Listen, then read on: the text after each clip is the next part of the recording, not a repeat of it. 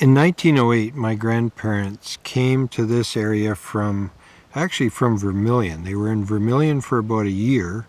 My grandfather was a carpenter and worked on building the station there.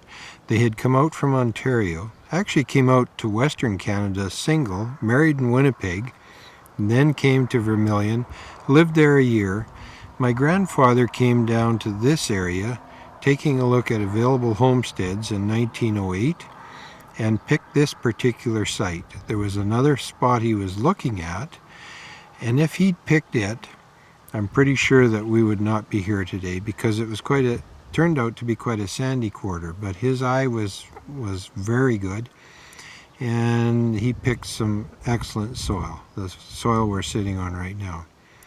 They came here in 1908, and from my aunts tell the story about my grandmother being more than a year in between seeing another woman living out here. They lived in a small house which my grandfather built, 14 by 20.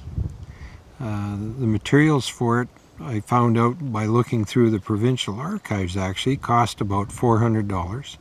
They built a small stable for the horses, which everyone used for not only transportation but for power in the fields, and some cattle, and then they had some chickens, and then in 1910 got some pigs, which we still have around here today. Not those same pigs, obviously, but some of their successors. My grandparents paid $10 for this 160 acres of land, but in exchange for that, they had to establish permanent residency here, which they did. They built the house, established their family, and they had to break land.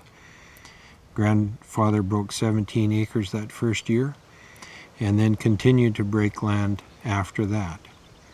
He used horses for all of the field work, bought his first tractor in 1918, which my cousin still owns, and it's restored, an old 1020 Titan. But it was only used for running threshing machines and other belt type purposes. The horses were still used for pulling the various implements in the fields until about 1930.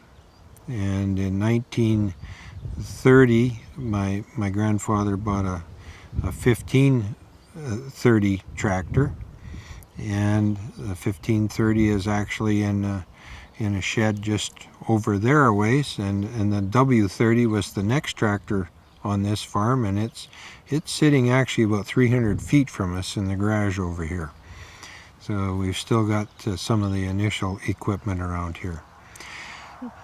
Livestock were raised, chickens were raised, eggs were collected, pigs were raised, cows were milked. And my dad actually took over this farm from his parents after he'd attended Olds College in 1945.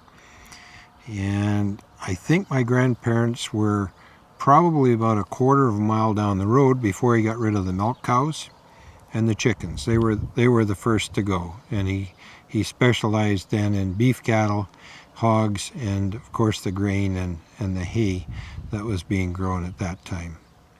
He continued to raise beef cattle, purebred shorthorns in those days, until about 1956, when he got rid of the cattle altogether and decided to focus on the hogs.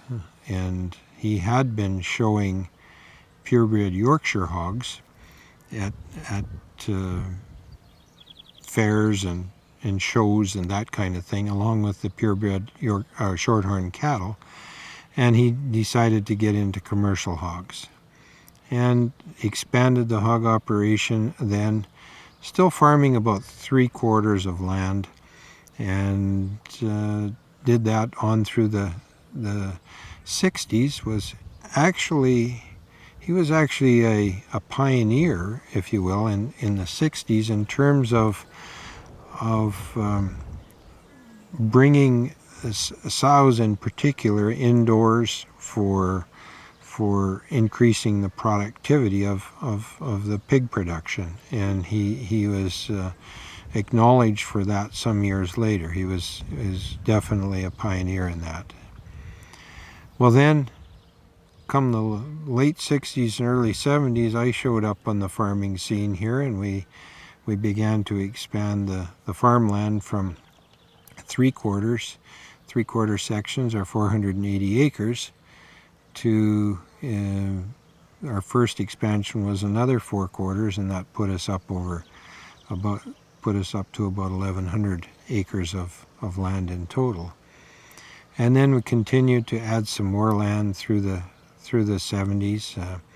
My brother got interested in farming as well in the late 70s, and we expanded the land base, continued to expand the land base.